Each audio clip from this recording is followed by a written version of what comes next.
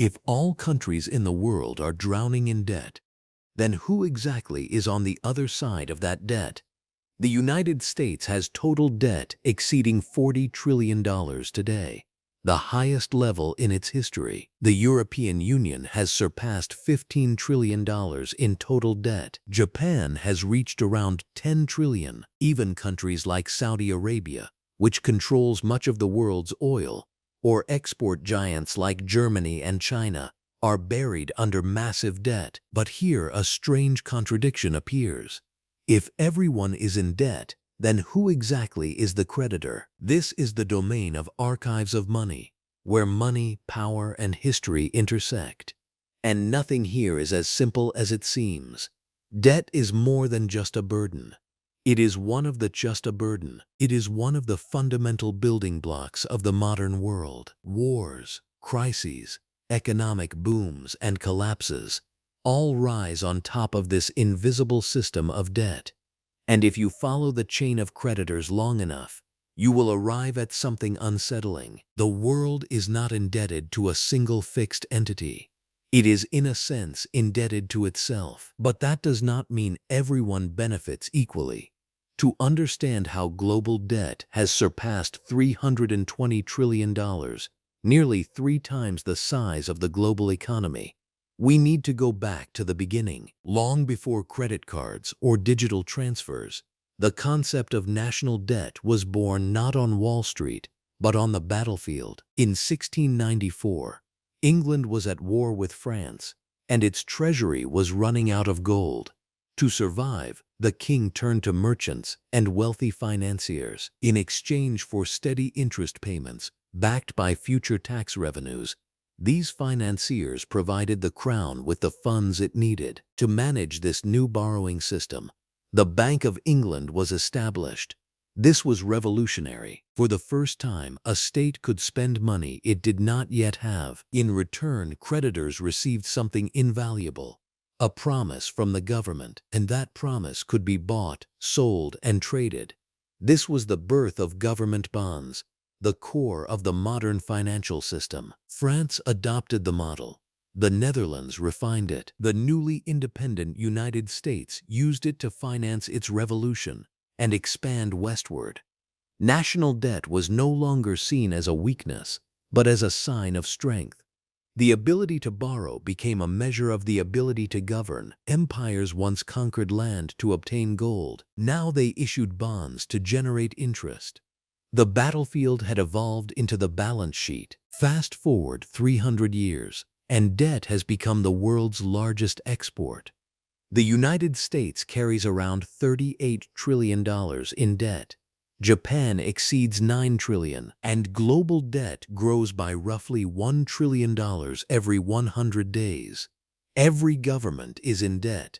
Every financial institution lends. Every individual, through taxes, savings, and pension funds, is both a debtor and a creditor. So who is at the other end of the chain? Let's start with the United States, because its debt is not just national, it is global. Of its $38 trillion, roughly half is publicly held, meaning it is owned by investors rather than government institutions. About 2/3 of these investors are American. Banks, pension funds, mutual funds, insurance companies, and the Federal Reserve. The remaining third, about $9 trillion, is held by foreign investors. Japan holds roughly $1 trillion. China around $800 billion. Then come the United Kingdom, Luxembourg, and Belgium.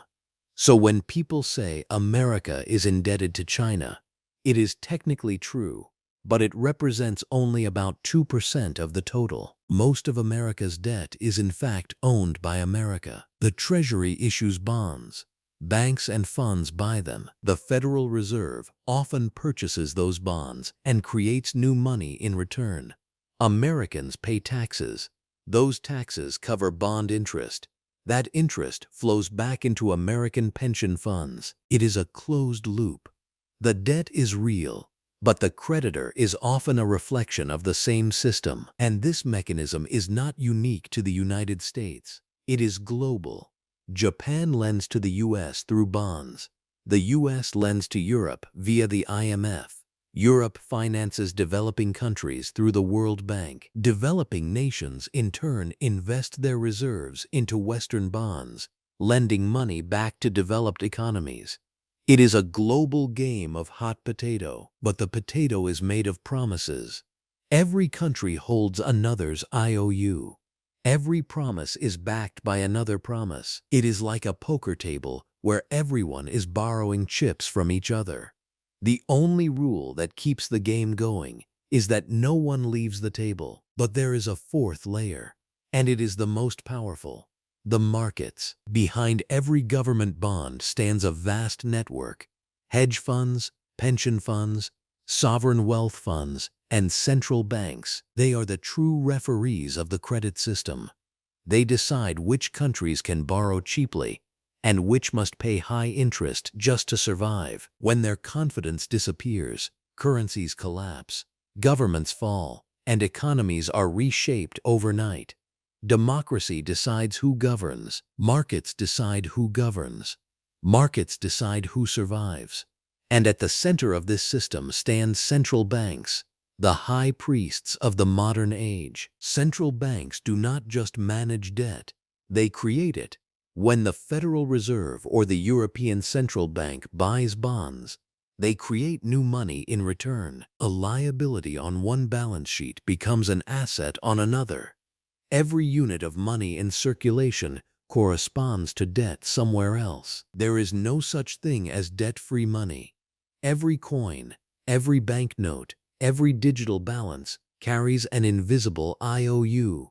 For decades, this system worked because of trust. As long as investors believed governments would keep paying interest, even if they never repaid the principal, the system kept moving. But what happens when trust breaks? We've seen it before. In 2010, Greece's debt became unsustainable. Bondholders panicked. Interest rates surged. The European Central Bank and IMF stepped in. But the bailout came at a cost: austerity, higher taxes, spending cuts, and massive unemployment. For an entire generation, rescue became synonymous with sacrifice. In Argentina, repeated defaults turned debt into a national cycle. In Sri Lanka, lack of foreign currency led to fuel shortages and political collapse. When the system breaks, creditors become visible: the IMF, rating agencies, and anonymous bondholders, all with the power to shape a nation's fate. Yet even after collapse, the same logic returns. New loans replace old ones. Old debts are restructured. The machine stays the same, only the names change. Because in the modern world, debt is not designed to be repaid. It is designed to be rolled over. Governments do not plan to eliminate their debt. Not now, not ever. This is not a conspiracy. It is a system. Individuals must repay their loans, but governments operate differently. They treat debt like a subscription, constantly renewed. They issue new bonds to pay old ones. This is called refinancing. Interest is the real product, the price paid for stability. The global economy is built on that price. Like a shark that must keep swimming to survive. Modern finance depends more on trust than repayment. The United States will never fully pay off its debt. It will keep rolling it over. Japan has done the same for decades. Investors do not expect repayment. They expect continuity because government debt is seen as the safest form of collateral. A bond is not a burden. It is an asset. The system depends on debt never ending because if it does, the system collapses. That is why more debt is created, not chaotically, but rhythmically. Debt is the pulse of the system, and that is why the idea of "we will pay off the debt" is an illusion. The goal is not to eliminate debt, but to keep it sustainable, because if trust disappears, everything collapses. This is the reality of sovereign debt. The goal is not to repay, but to convince others you can. It is a closed loop of trust, and as long as it holds, it keeps expanding. But trust is not distributed equally. Interest flows upward.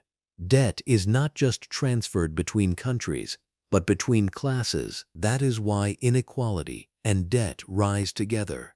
The system rewards those who own debt, not those who pay it. And in the end, the story is always the same, only the scale has grown. And the final question is this: what happens when the fuel runs out? If this video gave you a new perspective, don't forget to subscribe.